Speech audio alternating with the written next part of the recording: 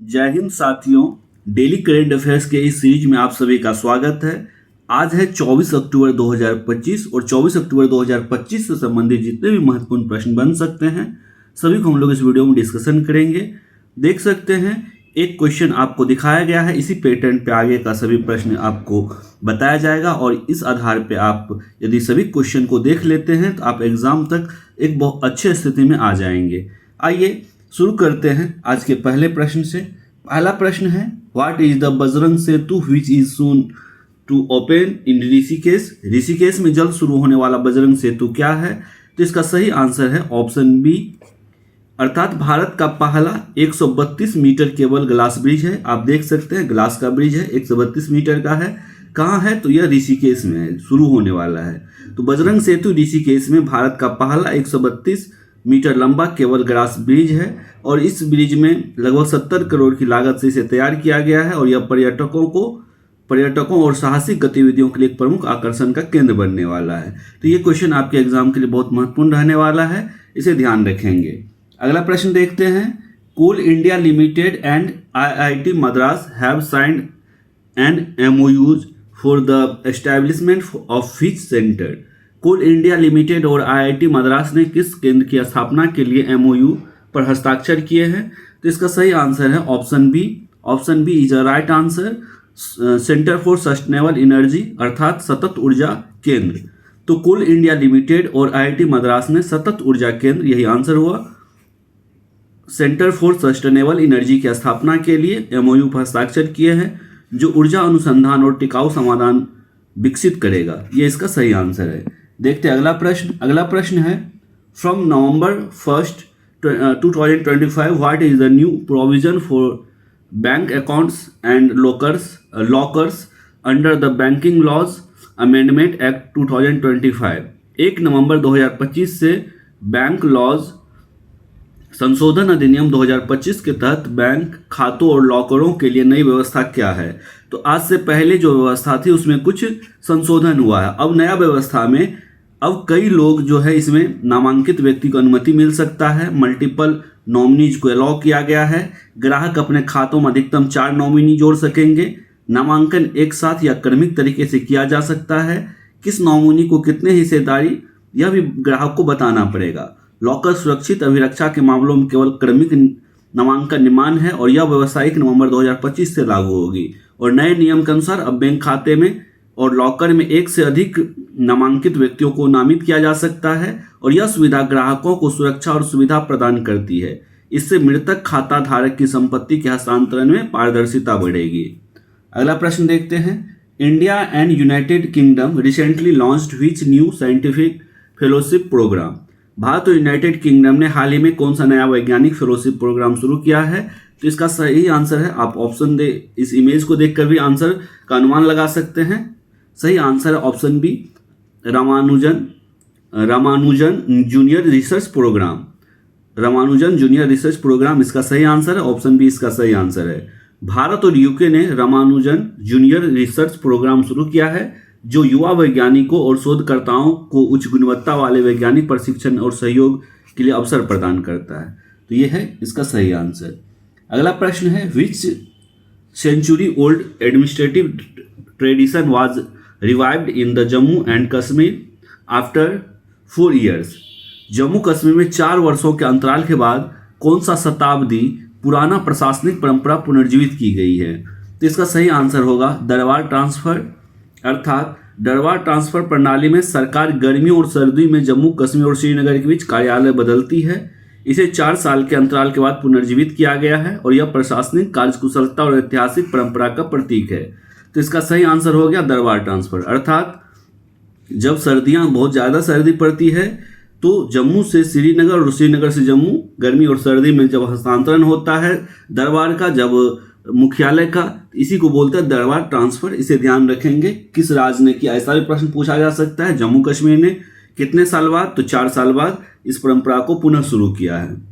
अगला प्रश्न देखिए, which Indian navy participate in the Japan India maritime exercise, जिसे शॉर्ट में जेमैक्स बोलते हैं। आप देख सकते हैं जेमैक्स 2025 जो है, यह जो जापान और भारत के बीच नौसैनिक अभ्यास जेमैक्स 25 में किस भारतीय नौसेना जहाज ने भाग लिया? तो इसका सही आंसर है option B, INS Sahyadri. INS Sahyadri जो है इसमें भाग लिया है। आप देख सकते हैं यहाँ से प्रश्न ऐसे भी कई बार परीक्षाओं में पूछा गया है कि जेमेक्स जो एक्सरसाइज है किन दो देशों के बीच होता है? तो जापान इंडिया मिलिट्री एक्सरसाइज है यह, मेरिटाइम मिलिट्री एक्सरसाइज है यह।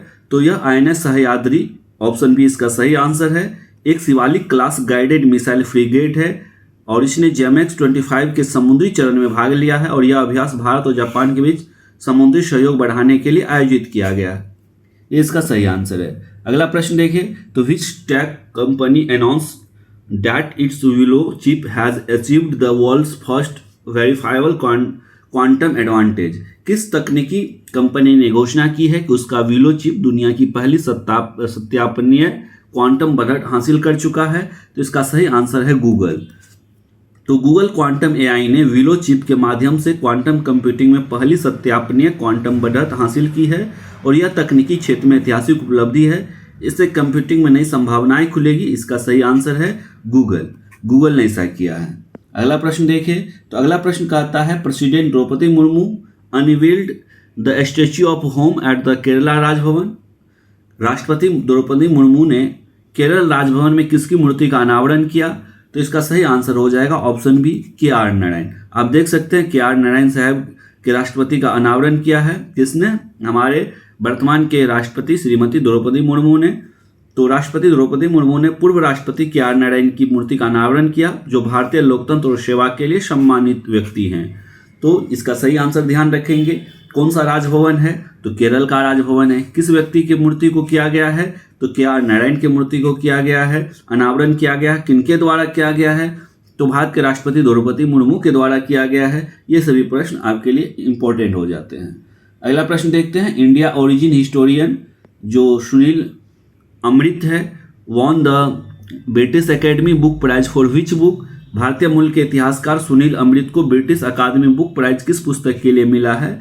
तो इसका सही आंसर है, आप देख सकते हैं book the burning earth book यहाँ पे भी है और ये है सुनील मित्तल और इन्हें मिला है सुनील अमृत की पुस्तक the burning earth and environmental history of last 500 years को 2025 में ब्रिटिश साहित्य अकादमी प्राइज से सम्मानित किया गया और यह पुस्तक जो है पर्यावरणीय इतिहास पर आधारित है। इससे वैश्विक पर्यावरणीय समझ में योगदान मिला है। तो ये याद रखेंगे, द बर्निंग अर्थ पुस्तक के लिए मिला है। क्या मिला है? तो ब्रिटिश अकादमी बुक प्राइज इसे मिला है, प्राइज मिला है और प्राइज का नाम है ब्रिटिश अकादमी बुक प्राइज। किनको मिला है? तो सुनील अमृत को मिला है। और किस पुस्तक के लिए मिला है? तो द बर्निंग अर्थ के लिए मिला है। इन सभी बातों को, जितने भी पॉइंट्स बनते हैं इन सभी पॉइंट्स को याद रखेंगे। नेम भी पूछा जा सकता है, कौन सा प्राइज मिला ये पूछा जा सकता है, पुस्तक का नाम पूछा जा सकता है और पूरा नाम देखेंगे तो ये भी हिस्ट्री ऑफ लास्ट 500 ईयर्स, इसे भी याद रखेंगे। ये सभी, और यह जो पुस्तक है किस पर है आधारित है? तो पर्यावरणीय इतिहास पर आधारित है। इन सभी चीज़ों को ध्यान रखेंगे। अगले प्रश्न पे आते हैं, India was the recently re elected as the vice chairperson of the COP10 bureau of which organization? Bharat को हाल ही में किस संगठन के लिए COP10 ब्यूरो में उप अध्यक्ष के रूप में फिर से चुना गया है? तो इसका सही आंसर आप देख सकते हैं, ऑप्शन बी इसका सही आंसर है। ऑप्शन बी इसका सही आंसर है। और ऑप्शन बी में क्या कहता है ऑप्शन बी? तो ऑप्शन बी जो है, एक सेकेंड, ऑप्शन बी जो international convention against doping in sports, खेल में डोपिंग के खिलाफ अंतर्राष्ट्रीय कन्वेंशन, इसका सही आंसर है। आप देख सकते हैं national anti doping agency India और ये international convention against doping in short, ये इसका सही आंसर है। भारत को खेल में डोपिंग के खिलाफ अंतर्राष्ट्रीय कन्वेंशन COP10 ब्यूरो के उप अध्यक्ष के रूप में चुना गया है और ऐसी संस्था इंडिया में भी है। यहाँ पे ये समझ सकते हैं आप। तो यहाँ से कई तरह के प्रश्न पूछे जा सकते हैं, कई तरह से प्रश्न बनेगा। किस देश को किया गया इसमें रीइलेक्ट किया गया? तो भारत को किया गया है। किस संगठन के द्वारा किया गया है? तो ICADIS के द्वारा किया गया है। आप यहाँ भी देख सकते हैं, अर्थात डोपिंग के खिलाफ अंतर्राष्ट्रीय कन्वेंशन हुआ इसका फुल फॉर्म। इसके अलावा पूछा जाएगा किस ब्यूरो में, तो कॉप 10 ब्यूरो में किया गया है। किस पद के लिए, तो अध्यक्ष उपाध्यक्ष पोस्ट के लिए किया गया है। तो ये सभी प्रश्न याद रखेंगे। अगले प्रश्न की ओर आते हैं दोस्तों। इस तरह से हम लोगों ने जो 24 अक्टूबर से संबंधित प्रश्न हो सकते हैं उन सभी को हम लोगों ने बहुत अच्छे से डिस्कशन कर लिया है। आइए आज से हम लोग शुरू कर रहे हैं। प्रत्येक जो बैक डे का जो प्रीवियस डे का जो करंट अफेयर्स होगा उसका रिवीजन हम लोग करेंगे। आइए हम लोग रिवीजन शुरुआत करते हैं जो 23 अक्टूबर 2025 से संबंधित करंट अफेयर से संबंधित है। तो हम लोग 23 अक्टूबर 2025 का जो करंट अफेयर्स है एमसीक्यू फॉर्मेट में देखा था। अब इसे रिवीजन के लिए हम लोग वन लाइनर फॉर्मेट में देखेंगे और इस तरह से आपको डेली रिवीजन भी होते चलेगा। तो हाल ही में किस भारतीय खिलाड़ी को भारतीय सेना में लेफ्टिनेंट कर्नल की मानद उपाधि दी गई, तो इसका सही आंसर है नीरज चोपड़ा। तो तेलंगाना में शुरू किया गया बैम्बू प्रोटेक्शन प्रोजेक्ट का मुख्य उद्देश्य क्या था, तो कोलम जनजाति की आजीविका बहाल करना और बांस की कमी को दूर करना। किस देश ने ब्रिक्स न्यू डेवलपमेंट बैंक की सदस्यता के लिए चीन से सहायता मांगी है, सही आंसर है पाकिस्तान। कौन सा देश IUCN का एक नवा जो सदस्य बना है, 19th सदस्य बना, मेंबर बना है, तो यह है तुवालू। शांता रंगास्वामी को किस संस्था का नया अध्यक्ष नियुक्त किया गया है, तो इंडियन क्रिकेट एसोसिएशन ICAK का अध्यक्ष नियुक्त किया गया। ये सभी याद रखेंगे, ये रिवीजन है आपका। और भारत की आगामी जनगणना में बोडो समुदाय के बाथो धर्म को किस रूप में दर्ज किया गया जाएगा, तो अलग रिलीजियस कोड के रूप में दर्ज किया जाएगा। और FAO को ग्लोबल फॉरेस्ट रिसोर्स असेसमेंट 2025 के अनुसार भारत का वन क्षेत्र के मामले में किस स्थान पे है, तो 9वें स्थान पे है। और भारत का पहला स्वदेशी विकसित एंटीबायोटिक नेफ्रीथाइमोसिन जो है किस रोग के इलाज में उपयोगी होगा, तो सामुदायिक अधिकृत जीवाणु निमोनिया के लिए यह उपयोगी होगा। 2025 का सुल्तान ऑफ जोहर कप का खिताब किसने जीता, ऑस्ट्रेलिया ने जीता, भारत को हराया और भारत को सिल्वर मेडल मिला। और ब्रॉन्ज मेडल किसे मिला, UK को। और गोल्ड मेडल मिला है ऑस्ट्रेलिया को।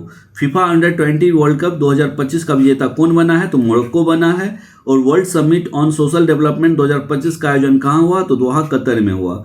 जापान की पहली महिला प्रधानमंत्री कौन बनी, तो साने जो है ताकाइची बनी है जापान की पहली महिला प्रधानमंत्री। तो दोस्तों इस तरह से हम लोगों ने 24 अक्टूबर का करंट अफेयर्स और 23 अक्टूबर का रिवीजन इन दोनों को देख लिया है। यदि वीडियो पसंद आ रहा है तो वीडियो को लाइक करें, अपने दोस्तों के साथ शेयर करें। आपके आगामी एग्जाम को ध्यान में रख के इस वीडियो सीरीज को बनाया जा रहा है ताकि आपका रिवीजन भी हो सके और सभी क्वेश्चन आपका टेकल हो सके। साथ ही अन्य टॉपिक पे भी वीडियो बनाया गया है, चाहे वो हिस्ट्री हो, ज्योग्राफी हो, साइंस हो। तो आप इस चैनल से जुड़े रहे, आपको बहुत फायदा मिलने वाला है। और मिलते हैं इस तरह के दूसरे वीडियो में। जय हिंद, धन्यवाद।